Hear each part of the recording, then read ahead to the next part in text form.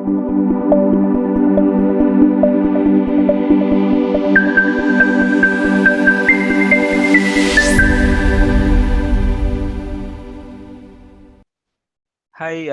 Sir Dennis. Okay.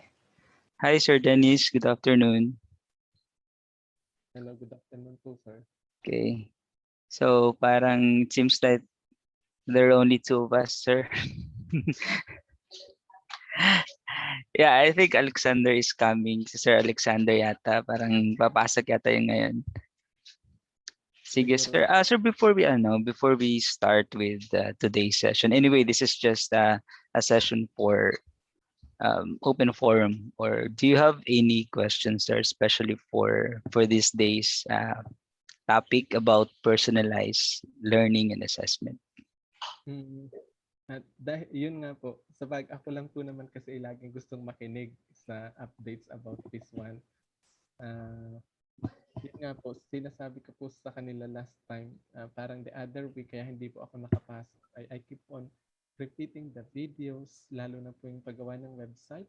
Then the following nun ay yung, ah, ano na, ano nga yung sumunod doon, yung nag-embed ng mga activities. So, nahirapan Mm-mm. na ako, sir.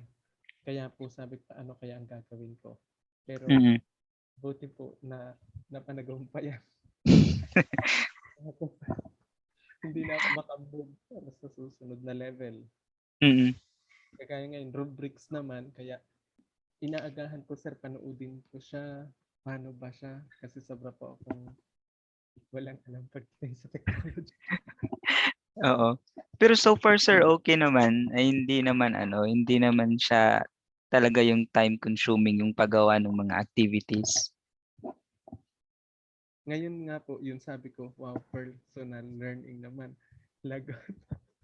Pero yun po, pinauulit-ulit ko lang po yung ano nyo. Dati, videos lang ako. Sinama ko na, dina-download ko na rin po ang ang mga PowerPoint.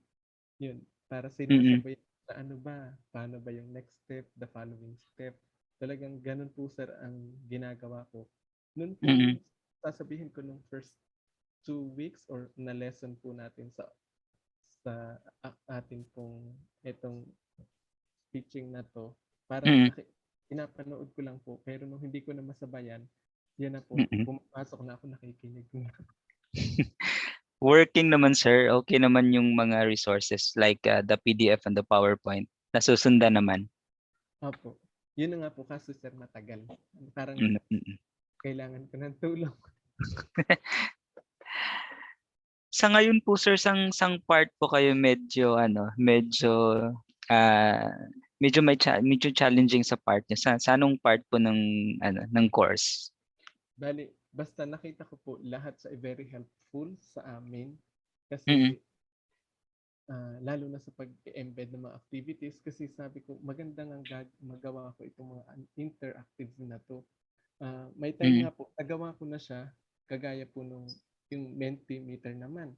Trinay ko siya, sabi ko, Mm. bakit kaya ganun? Pag nakapagawa na ako ng, anong tawag nito, yun pong, yung sa Mentimeter na rin. Pero pag, yun po bang iaano ko na sa students, hindi ko po baga siya magawa. Kagaya ng class point, ang ganda sana. Hindi Mm. ko siya project sa mga students. Sabi ko, ano yung problema? Kailangan ko talagang pag-aralan pa siya. Pero nakapag-sample na rin ako ng mga PowerPoints, tapos yung mga, ano to, yung,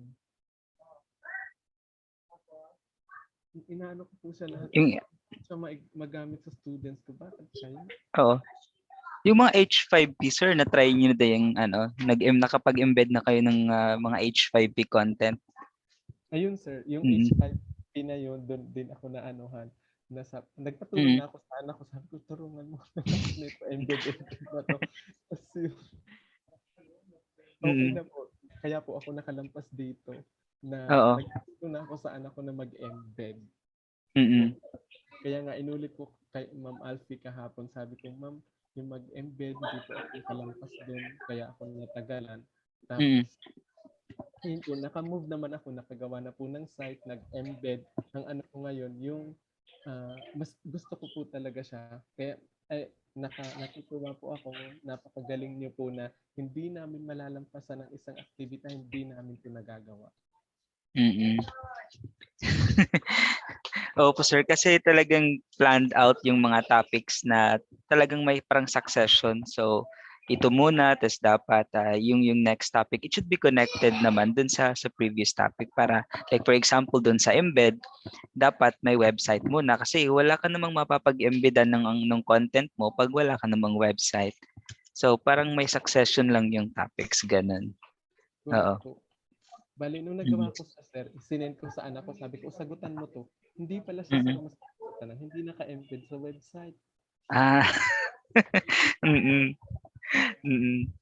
Kaya naman pa. By the way, sir, saang school po kayo? Bae sa Adventist Academy po sa Ah, Caloocan. okay. Alright. Sa Caloocan. So, bali, ano sir, for today, move lang ako sir ha for our session today.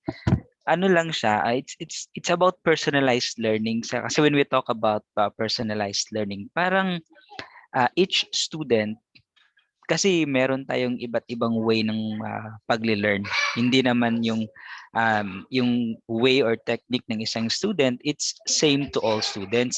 Pwede naman kasing si student na to mas gusto yung video, pwedeng si student na to is mas preferred niya yung mga PowerPoint, yung mga PDF. So parang ganun. So, may iba-iba tayong preferences when it comes to learning.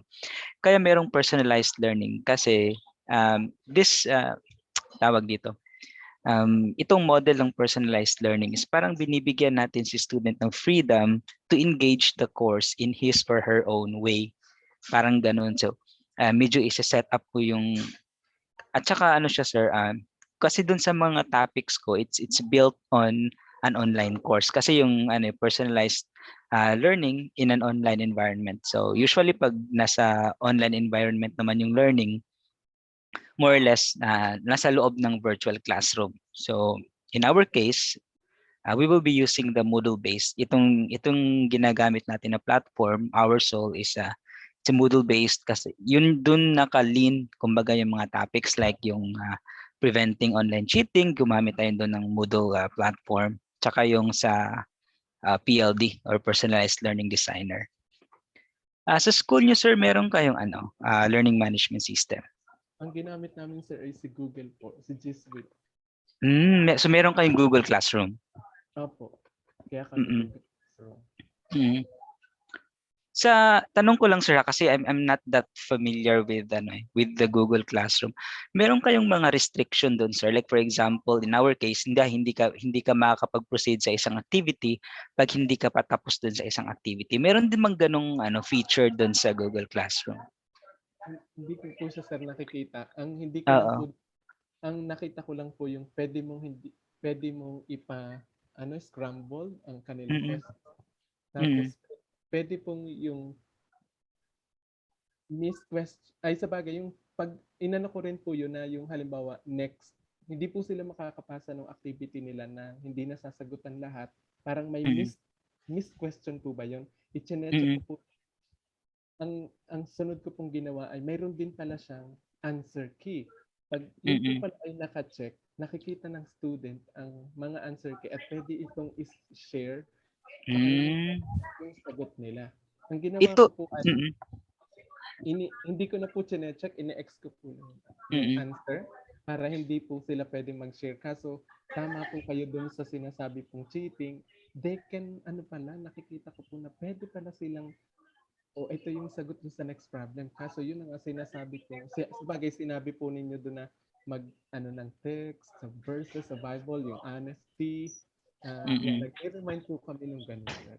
Mm. Sa exam, mayroon ka na agad verse doon Oo, na prior to actually taking the exam, meron kang parang parang Bible verse para naman at least merong mare-remind yung mga student na okay, cheating really is not good. Oo.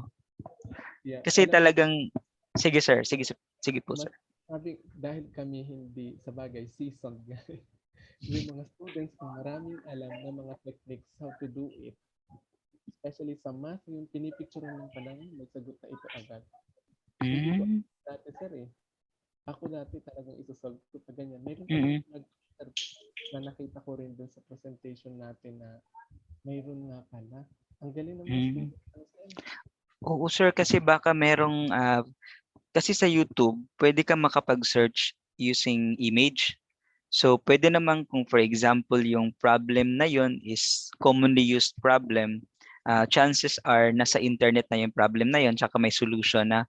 So, pwede namang pagbigay mo ng exam sa student, screenshot lang or picture, tapos search mo sa YouTube, tsaka lalabas na yung answer doon. Kaya sobrang dali na lang, sobrang bilis ng answer. Tama, sir. Mm. Madami talagang way, sir, yung mga students ngayon. They really know a lot of stuff when it comes to cheating. Mm. Kaya we have to upskill ourselves para at least maging at par tayo sa, or at least mas malamangan natin sila dun sa classroom natin kasi dapat tayo yung ano dun. Tayo yung bida. Hindi naman dapat sila yung bida. Okay. Mm. Maraming alam sila, sir. Oo, Pero sir. ang salute po dito sa Silliman University, sabi ko nga, matagal ko na kini-question yung sarili ko. Sino kaya magtuturo ng mga, yan po yung mga binibigay nyo ng mga Mentimeter, H5P. Kasi nakikita ko po yung online ng mga teachers, mayroon na silang activity na gano'n. Sabi ko, how, how will I learn that? Tapos yun, ngayon po, Mm. last week natin, kaya sumaludo ako sa inyo na thank you at itinuro niyo po yun sa amin. Opo, sir. Tsaka yung mga platform naman na yon is these are just open for the public platforms, free platforms that can be used by everybody. So i-grab na natin yung opportunity na gamitin yung mga platform na yon while they are still free to use kasi baka someday pag makikita nila na sobrang dami na nang gumagamit ng platform na yun, maybe they're going to make it as a paid platform. Sayang naman. So at least for now, since free pa naman siya, let's use it. Tsaka it's good for engagement, especially student to assessment engagement. Mm. Sige. Um, So sa case niyo, sir, no, you made mention that you are using Google Classroom. So ano yung mga scenarios or ano yung mga cases na nakakapag-apply kayo ng restriction dun sa mga certain activities niyo? Hmm, ano ba yung restriction, sir? Yung for example, yun yung binigay na scenario kanina, sir, like mayroong quiz but hindi pa sila makakapag-take ng quiz pag Ah, hindi pa sila tapos sa isang assignment, for example. opo. Sir, yun ang hindi po sa Mm. limit laruan kung mayroong restriction si Google, sir. Mm. Kaya, Oo. eh, ang sa akin naman po, ah, ipinopost ko na agad, sir, sa class ko. Halimbawa po, Mm. tomorrow, mayroon na po silang activity kasi Mm. nakapag-lesson today.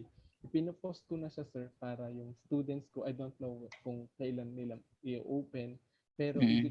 binibigyan ko po sila, sir, ng time na makakapagsagot. Pero yung restriction po na, halimbawa itong activity na to ay hindi mo nagawa, kagaya po ng upscaling natin, Mm. ay po siya nakita sa Oo. picture. Kasi baka wala rin yung feature na yan dun sa Google Classroom. Baka ano lang siya for other platforms like Moodle, sir, no? Mm. How I about think yung ano, sir? Yung creating groups dun sa email. Na-try nyo na po ba yun? Sabagay yun pong inano niyo yun po ang hindi ko pa, sir, nagagawa na Mm. na gano'n. Kasi ang sa akin po, I have my feedback doon sa chat, yung during, 'di ba po nagka-class tayo nung Mm. synchronous. Mm. Pero yung Mm. mayroon pa po akong GC within my subject grade levels. Halimbawa po, ito yung Mm. grade 9, love, another section, Mm. and uh, faithfulness. Doon, mayroon din po kaming exchange doon kung Mm. ini-message ko sila, okay, you have no solution with this, attach your solution. Yun lang po ang another, ano ko, pero sa email po, yun ang hindi ko pa, sir, nagagawa, except dun po sa quiz nila, ay activity nila, Mm. minsan na turn in. Ibig sabihin, hindi ko po natanggap, wala pa silang Mm. after a day or two, or sometimes a week, 1 week na Mm. po, hindi ko nasa. May message din lang po ako doon. Yun lang po ang another way of uh, reaching out my student. I have my Mm. thesis, tapos yun pong parang nagme-message doon sa activity ng student na nakapag-return na po yung iba at siya na lang po ang hindi nakakapasa. Mm. Mm. Puwede rin sir ano, for personalization purposes. Ito sir, sample lang siya. Like for example, you have a requirement to be submitted on a Mhm. Wednesday. So, para ano, para ay hindi ka na magbabantay kung sino yung nakapag-submit, sino yung hindi pa nakapag-submit, and really just to remind everyone, pwede namang gawan mo ng scheduled email yung mga students. Like for example, since expected na magsasubmit sila by Wednesday, tapos you would still accept submissions up until Friday, pwede namang pagdating ng Friday, magsisend ka ng email as a scheduled email. Balik kung gawin mo na yung email, it's either gawin mo siya before Friday para during that day automatic na siyang magse-send dun sa mga students, lahat ng students na you really need to submit this, let's just say you have to submit this assignment today because this will be the last day that I have to accept submissions. Pwede mo siyang gawin ng scheduled email. So at least by that time, ma-remind sila nga, oo nga pala, we need to submit this one. And for those na nakapag-submit na, i-ignore lang naman nila yon. Mm. Yes, sir. Since ang ginagamit po namin is yung sa school ng Gmail account, parang lahat po silang base sa adventistacademy.ph.education, yun po yung Mm. ililink ko lahat ng Mm. email ko, sir. Yes, sir. Parang yung gagawin mo, sir, is you have to add them as contact. So parang andito na sa Sir Alexander. Wala pa, hindi pa siya ano, Hindi Ma'am pa po Sin. nakapasok. Baka Oo, bukas. oo. Ito na si Sir So, Alex. Ito na po si Sir Alex. oo. Hi, Sir Alexander. Hello po, sir. Hello po, sirs. Good afternoon po. Good afternoon, sir. We were just talking about sending scheduled emails dun sa mga student, especially if these are reminders or notifications for activities.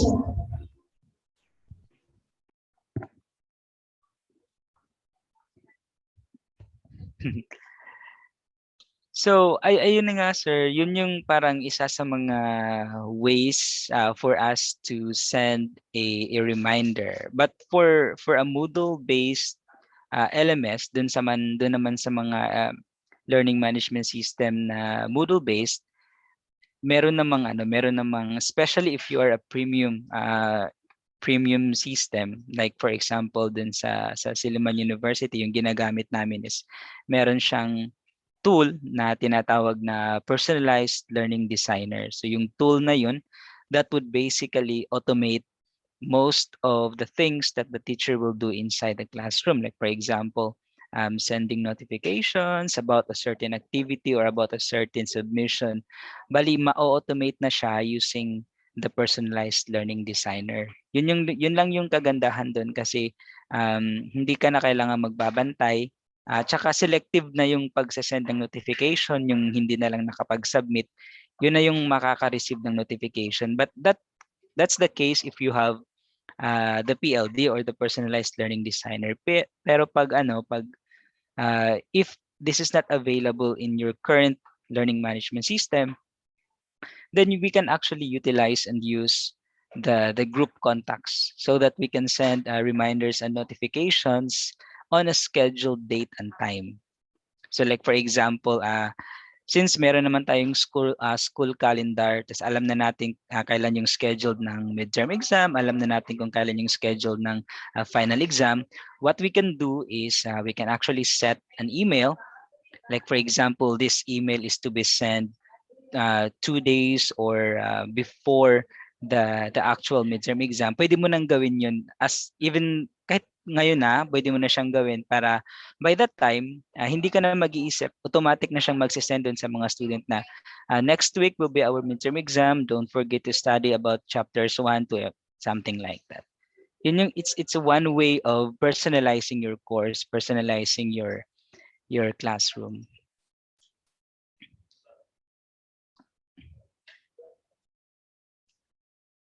Sige. Sir Alexander, dun sa topic po natin ngayon na personalized learning and assessment, do you have any question po sir or any clarifications din po sa topic? Actually po, before I enter the meeting, I did po, I in the class po kasi. Pero ang natatapos ko na pong i-watch po dun sa may video niya, sir, is yung, nandito na po ako sa may part na na sa may restrictions, giving restrictions po. So yun. Pero dan na po akong panoorin, sir, yung yung sa may Gmail and how to create groups, using your contacts and how to incorporate it with the with the calendar sa may Google Calendar. So far po, sir, I don't have, wala naman po akong question. Din lang po pala sa may kasi kanina parang may napanood po ko sa YouTube yung nagta-timestamp po, if I'm not mistaken. Yun din yung nakalagay, yung ginamit po nating timestamp po na automatic po siya nalalagay sa may lower part sa may description. Sa parang description. Meron po kasi kung mga, there are times po kasi when I'm watching video po, meron po kasing pag super long video, meron po siya sa ilalim nung parang kung sa may, pag po nagpe-play yung umaanda yan sa may time, meron po doong part na kapag nilagay mo po yung cursor po ng device niyo, ang nangyayari, sinasabi niya yung topic. I thought ganun din po yung mangyayari once na naglagay po tayo ng timestamp. Parang ganun po. Yung purpose kasi sir ng timestamp is basic lang naman yung purpose na is just to go directly to that part of the video. Yun lang yung timestamp. I think sir what you're referring is chapter, how you create chapters in a YouTube video. So supposedly chapters would work if you will use yung may zero pag-declare mo ng timestamp. It should always start with the 0:00. Dapat kasi gagawa siya ng chapter, yung parang may division na dun mismo sa pagpe-play mo ng YouTube video. But I'm not sure, it's not working for my video, so baka meron pang dapat gawin para gumana siya. But it should always start with the 0:00. It should work. Na-try niyo na ba sir yung ganun? Not yet, sir. I'm not yet trying that. Even yung uploading sa video po, I mean, di ba po, there are videos na applicable po dun sa may YouTube na educational din naman po sila. Even though I want it to upload or to what do you call that, to include in my playlist, I'm having a hard time to include it kasi mamaya magkaroon ng copy infringement ba yun? Yun po, and that's why I'm not yet doing that. Na-observe ko lang po yan if I'm watching long videos. There are times na when I click a certain part of the loading, I don't know what that called, yun nasa ilalim po ng may minutes. Napapansin ko po na parang akong may specific na topic para siguro po yung mga viewer, just in case they want to skip something na hindi naman related dun sa i-watch nila, pwede po nilang skip. Yun lang po. Oo, sir. Sige lang sir, explore natin yung feature na yan. Baka it's not just timestamp, it needs something else. Kasi dun sa timestamp, yun na lang, maglalagay ka naman ng description lang, tapos merong time kung sang part ng video dapat siya magpo-proceed if you will click this particular time. So yun na yung parang basic lang kasi yung timestamp. It's just it's a part of personalization kasi baka may mga students na gusto nilang mag-proceed kaagad sa isang topic. Like for example, magre-review na lang sila ng video and they want to go to a certain topic. Hindi na kailangang dumaan pa din sila dun sa ibang topic kasi yun lang naman yung gusto nilang i-review. Like for example, if your video has 4 topics tapos gusto lang nilang i-review yung topic number 4, there's no need to watch from videos or topics 1 to 3 para dumating ka dun sa video number 4. Yun lang yung kagandahan dun sa timestamp kasi pwede ka nang makapag-proceed kaagad sa isang certain part nung ano, nung video. Tsaka madali lang siyang gawin din. Lagay mo lang siya dun sa description ng ano, ng video, ng YouTube video. Dun sa ano naman sir, for YouTube videos, 'pag hindi naman siya naka-public, parang wala naman atang problema yung videos mo. 'Pag naka-unlisted lang siya. So, puwede lang namang kahit anong video ata dun basta naka-unlist lang siya, hindi siya listed as public. Parang hindi naman siya magka-copyright yung gano'n.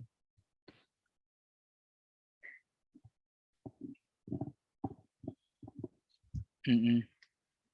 Tsaka ano pa ba?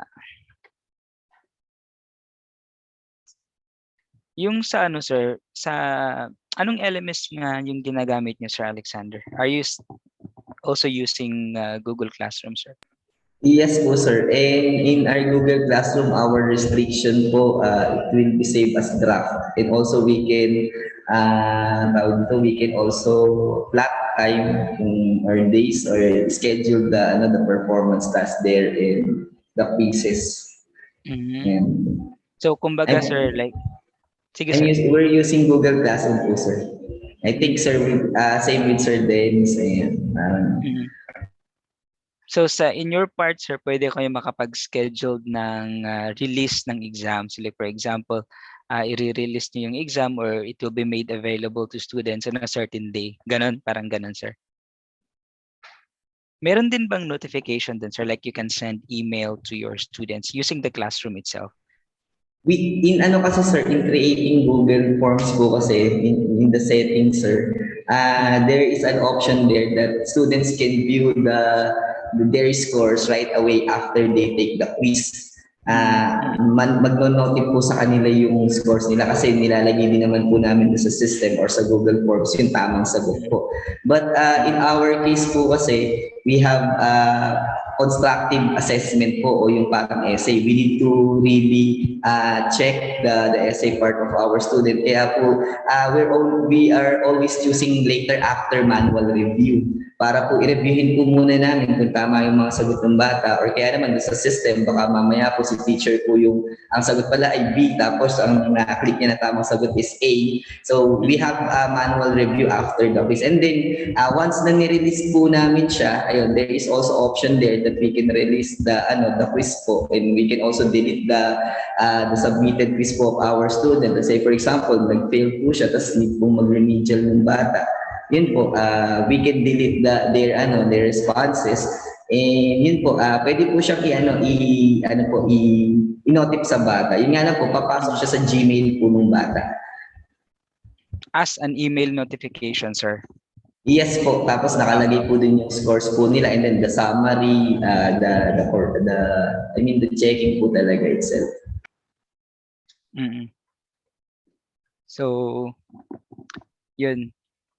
Lang sir check ko lang to.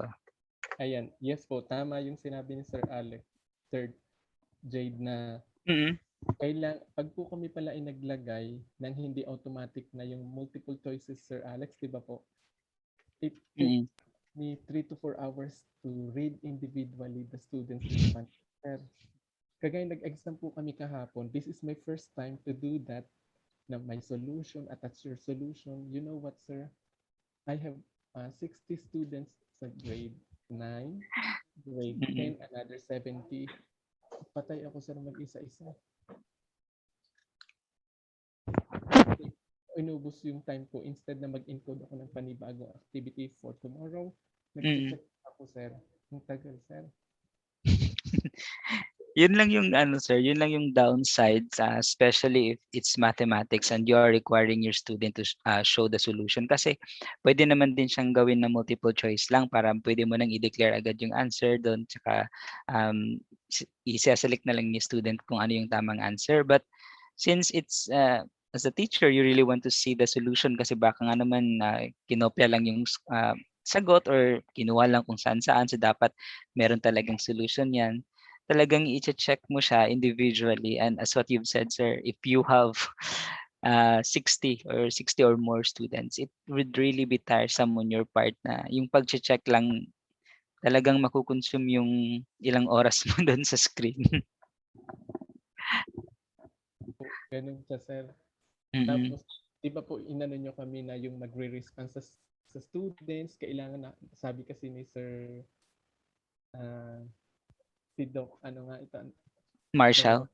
opo, Marshall, na Mm. mag-response sa students, ginawa ko sa sir isa-isa. Pag madaming, sir, 4 attachment, 5 attachment, mag-answer ako, ilagay ko lang, okay, okay, okay, okay, sir, ang dami kasi. Oo, kasi importante din naman yung ano sir, yung feedback to students kasi it really means a lot to them. Kahit na in our part, this is just a 1 or 2 word feedback. It really means a lot to the students na okay na talagang na-check pala talaga ni sir yung work ko, talagang binasa pala talaga niya yung submission ko. It really means a lot to them kasi kaya it's very important for the teachers to really provide a feedback to any submissions of the students. Yes, sir. Kaya yun po Mm-mm. ang natutunan ko dito, mag-respond sa students. Minsan po yun, ginagawa ko pag 2 lang ang score ng students out of 10, 3 out of Mm-mm. 10, ilalagyan ko na agad yan. Okay, revisit other videos to learn more about the topic. Ginaganyan ko na, sir. Dati, Mm-mm. inayaan ko lang. Ngayon nagre-response na ako, sir. Mm.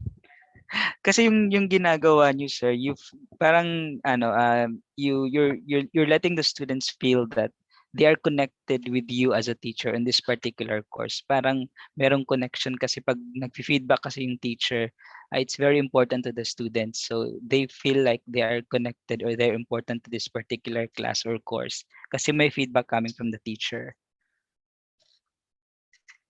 Mm. Sige.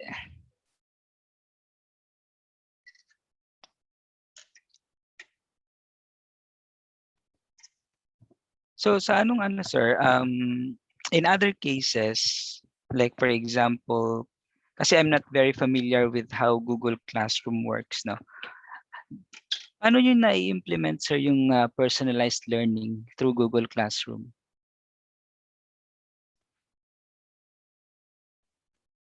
Siguro, sir, para sa akin, nag-a-attach na po ako ng video. Halimbawa po, next week ang lesson ko ay ito, ay Mm. Monday. Ngayon pa lang po, Friday, na i-post ko na po yung video sa kanila. Ang ginagawa ko po yung short test video ang pinili ko Mm. para hindi sila mainip, sir, kasi mayroong 15 minutes, 20 minutes, 30 minutes. Yung shortest video, at least they have the gist of the topic. 2 or 3 Oo. examples, at least they can understand the lesson, sir. Mm. Yeah, it's true sir. Micro learning really works kasi yung ang tawag dun, yung attention span ng students is talagang sobrang baba lang. So if your video is let's just say it's a 20-minute video or a 1 hour video, talagang hindi na makukuha ni students kung ano yung laman ng buong video na lang kasi sobrang baba ng screen or attention span ng mga students, especially ngayon.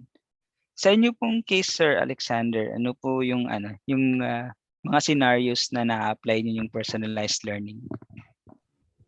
Yun, yun nga po sir, aside from dun sa may sinabi nga din po ni Sir Dennis, just to support, the Google Classroom po, we are using that only for the submission of performance tasks. And yung quiz po namin, that we're planning na nga rin po to incorporate it with the Google Classroom, pero we're giving it during the synchronous class. Kasi in our school po kasi we have meeting every day. Monday to Thursday po, we have 7:30 to 12, and then the afternoon session po will start at 12:45 hanggang 5 o'clock in the afternoon. Ngayon po, during our synchronous class, ayan po, pag po may klase po kami, we are sending them links. Yun po, naka-Google Classroom, naka-Google Forms, sorry. Google Forms po siya. And then in our Google Classroom naman po, we are creating assignments there. Assignments are, I mean, the performance is in a form of an assignment. So yun po, na-personalize po siya kasi we can also give them feedback after they are done submitting their performance task. And also, there is a part there in creating assignment that the teachers can also give due date or deadline for our students na ito lang yung days na gagawin nila yung task nila, and then pero pwede pa rin naman po sila sir magpasa. Yun nga lang po, they will be marked as late. So si Mm. Google Classroom din po, nagbibigay din po siya immediately ng feedback to our students na nagsasend ng notification na today is the deadline of this performance task. Tomorrow you need to submit this performance task. Or kaya naman you are the performance task in science is already due. Ayun. But the students po can still do the task and they can still submit. However nga po, yun, nagkakaroon sila ng mark as late, yun po, or kaya naman assigned kapag naibigay na ni teacher yung assignment po. Mm. So parang ano sir, parang may auto notification dun sa Google Classroom na for example, mag-i-expire. I mean, not mag-i-expire but yung certain activity is almost coming to a deadline, parang may notification ganun. Yes I po see. sir, yes po. Meron din po. Tapos po sir, one feature pa po of the Google Classroom, that's why some institution also are using that. Meron po silang part na stream wherein teachers can post there. We can also, we're using that in posting our weekly planner or the plan for the week so that our students will be guided.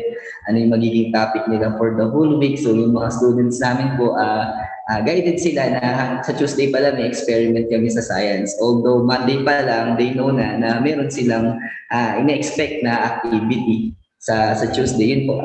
They call in that Google Classroom, that is the stream. Yun. Kumbaga sa Facebook po siya po yung news feed. But only those students who join the Google Classroom can see it. Yung mga hindi po part ng section namin, hindi po nila nakikita yun. Ayan po, that one po, sir. Ito sir yung I used this one that was, I think it's 2019, 2019. So nakapag Google Classroom naman ako ng 2019. But it's been a long time kaya I almost forget the feature na ng Google Classroom kasi we migrated na dun sa updated na Soul platform that was 2019 also. But and madami na kasing changes kasi before there are only three main tabs, parang wala pa yung parang wala yung grades, parang I think dalawa lang yung before, parang itong area na to kung saan ka makakapag-post ng mga announcements and everything, tsaka yung people. But ngayon madami ng improvements kasi mataas yung utilization ng Google Classroom. Yung sa inyo sir, you subscribe to an educational plan?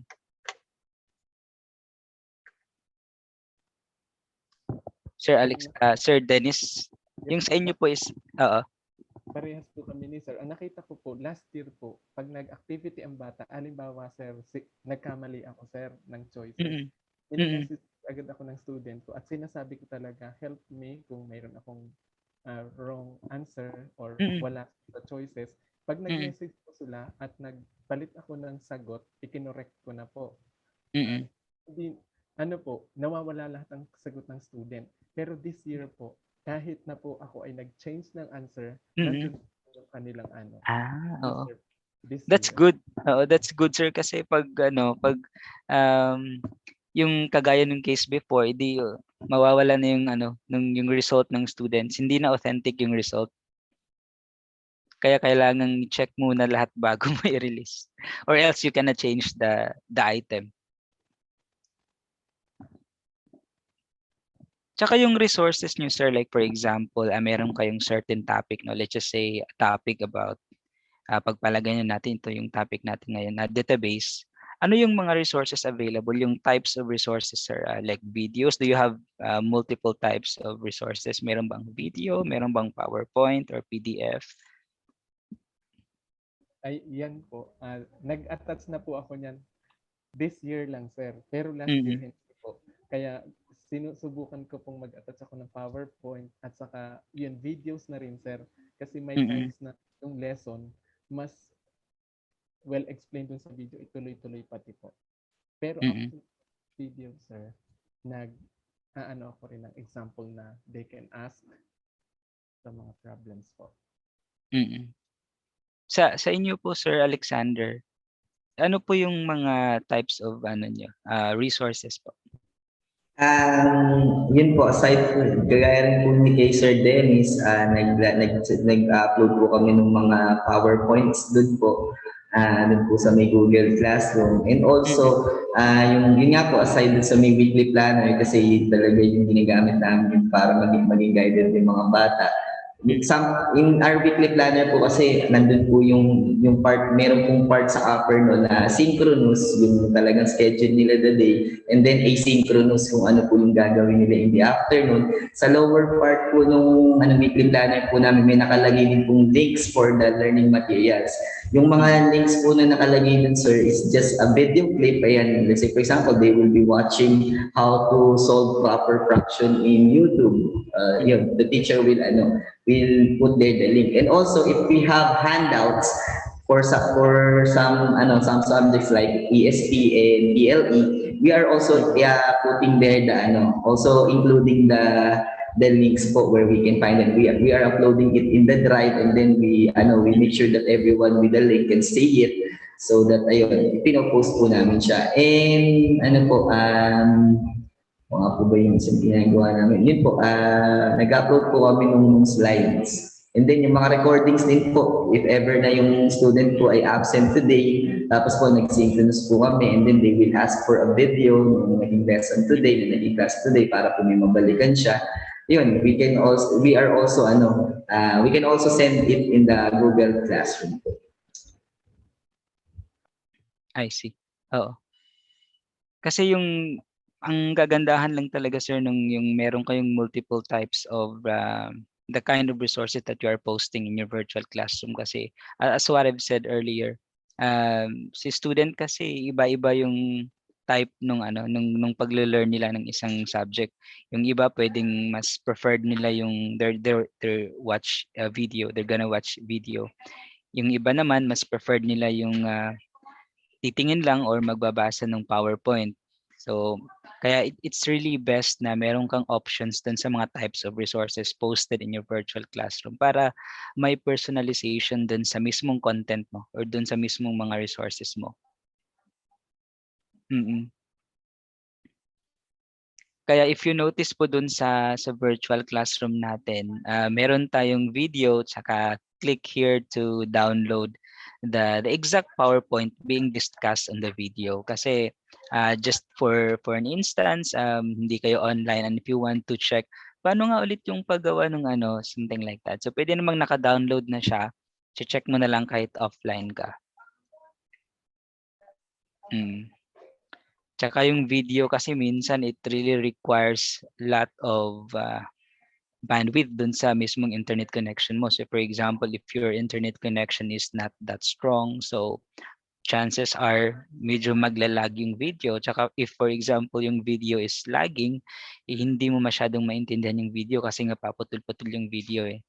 So that's why we really need to have a separate resource wherein it's like a text version of what is being discussed on the video.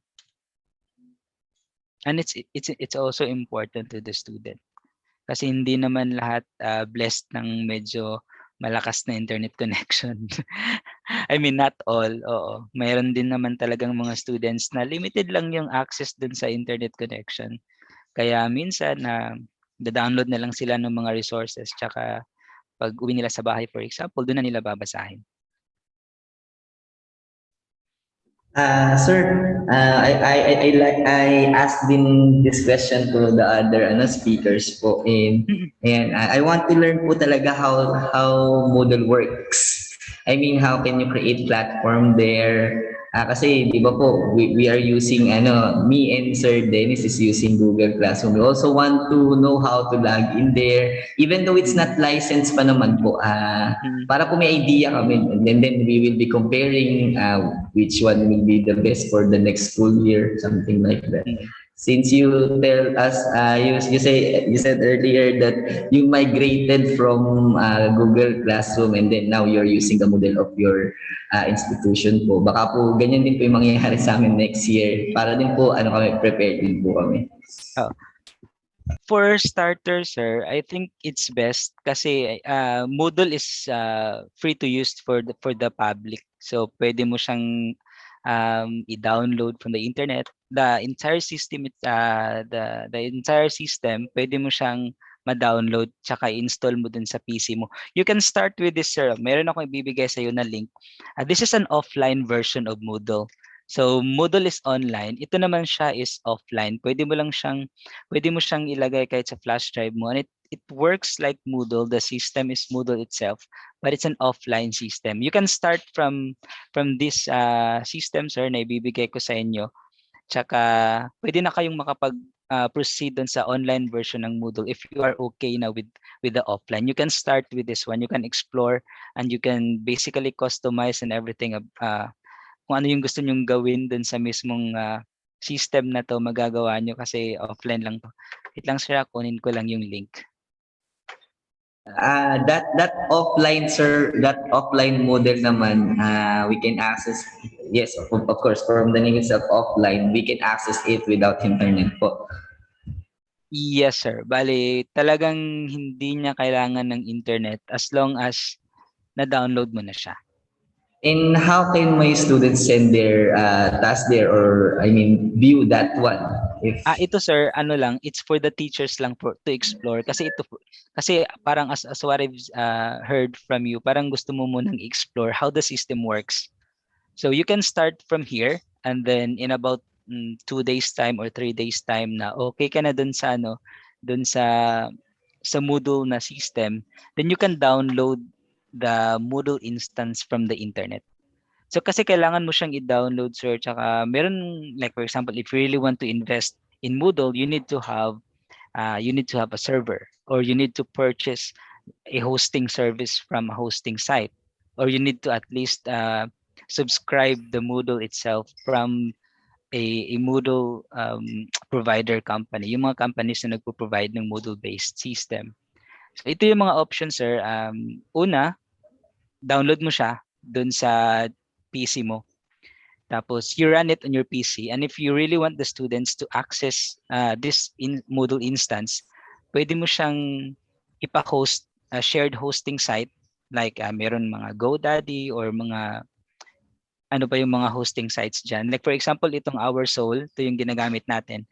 This is hosted, we purchase a server from GoDaddy. So if you want na meron kang Moodle instance na that can be accessed by the student, then you need to have a server. So pag wala ka namang dedicated server, you can use a shared hosting. So kumbaga, it's a lot cheaper, but in terms of performance, medyo mahina siya kasi madami kayong gumagamit ng isang server instance. So that's how Moodle works. You really need to have a server for the students to access your site. But for, let's just say you just want to simulate how Moodle works, simulate nyo muna sa school nyo, pwede naman sir, download mo yung entire Moodle instance, i-install mo siya sa isang PC doon sa school nyo.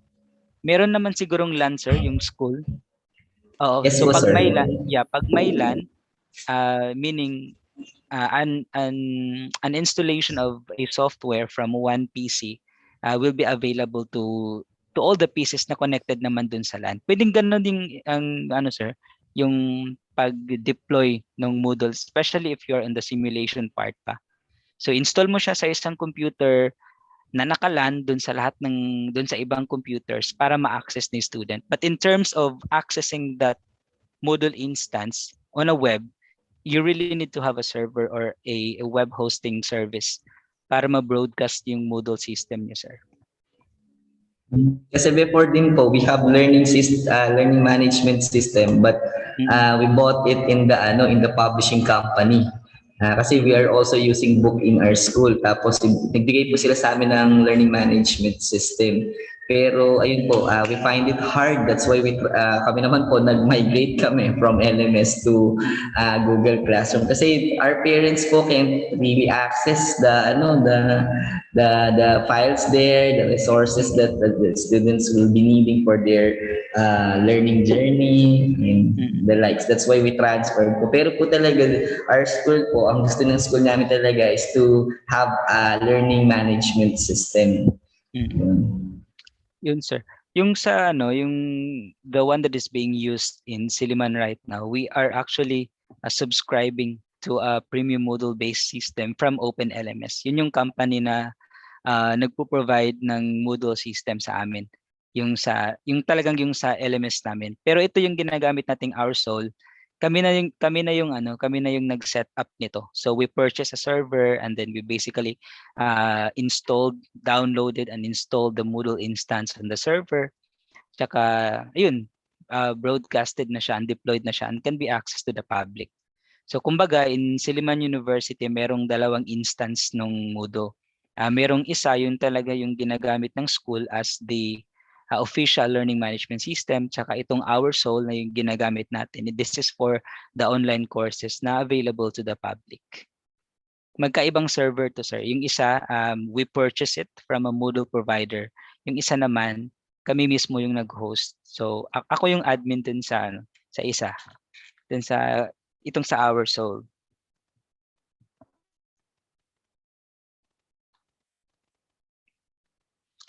Yan, sir. You can start with downloading the Moodle instance dun sa PC mo para ma-explore mo, sir, how Moodle works. Moodle. Sir, check ka lang. Tsaka what's good about Moodle is sobrang dami ng tutorials. So sobrang yung community ng Moodle kasi this is open source software. So talagang madami kang resources and references na mapagbabasihan in terms of technicalities, in terms of how do you install, how do you download and implement the system. Sobrang dami mong resources, sir. Ito nasa chat, sir, send ko lang sa chat. Ito yung yung Moodle na pwede mo siyang, this is an Moodle na pwede mong i-download, pwede mong i-install dun sa PC mo. You might find it sir different, especially if you're trying to install it for the first time. Iba yung itsura niya kasi yung ginagamit nating theme for Our Soul, this is not the default theme for Moodle. This is a separate theme na kailangan mo pang i-download tsaka i-apply dun sa mismong Moodle installation mo.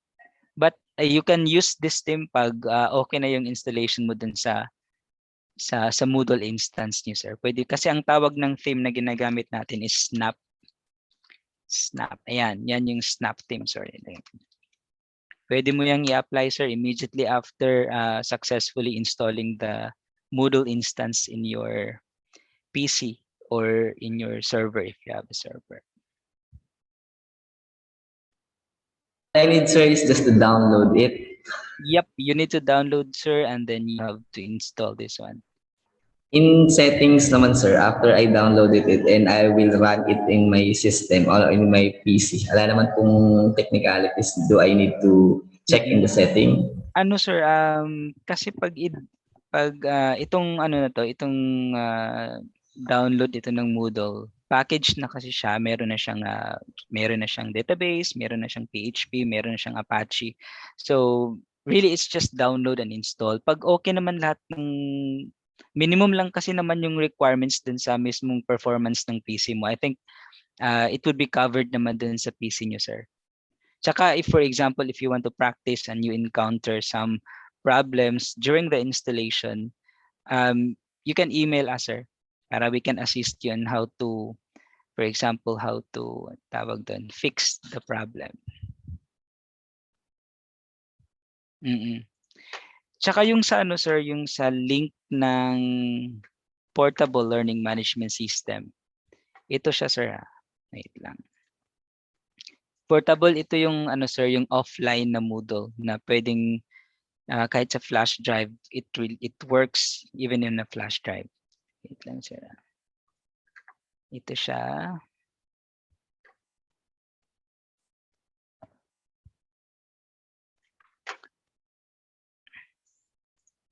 Ito sir, pag in-install nyo, diretso na siya na yung look at feel niya, it's the same sa Our Soul. Kasi we already programmed this one na yung theme niya is Snap theme na.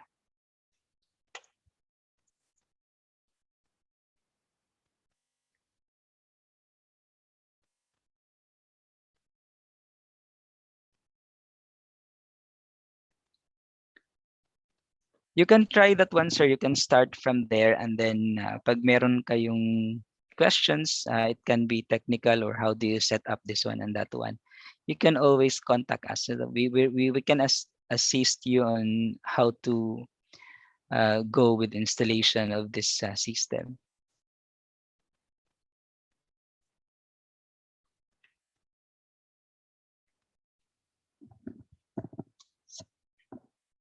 Sige sir, meron pa ba kayong question sir? Time check, it's 2 minutes before 4 no. We almost ang tawag doon, parang na-consume natin yung time talking about the Moodle installation and all. So do you still have questions sir dun sa personalized learning? Anyway, Moodle, it can be linked naman dun sa personalized learning kasi if you have that system, sobrang dami mong pwedeng gawin dun sa parang unlimited yung, hindi naman unlimited, pero ang dami mong pwedeng gawin dun sa Moodle system. You can really customize it based on the school needs. Kasi open source, yung mga plugin niya it's free to download. So, yan. I hope ma-explore nyo sir yung Moodle. Sir Dennis, do you still have questions, sir? Wala naman na, sir. Okay lang. Sige. Sir Alexander? Okay na tayo, sir. Okay na sir, thank you po. Thank you. Sige, so I think that's it for now, and thank you so much for coming sa session natin na to. And I hope you learned something especially about personalized learning, and thank you. Thank you po. Thank you sir. Thank you sir. Thank you, sir. Thank you Thank sir. you. Okay po. Bye-bye po. Bye-bye.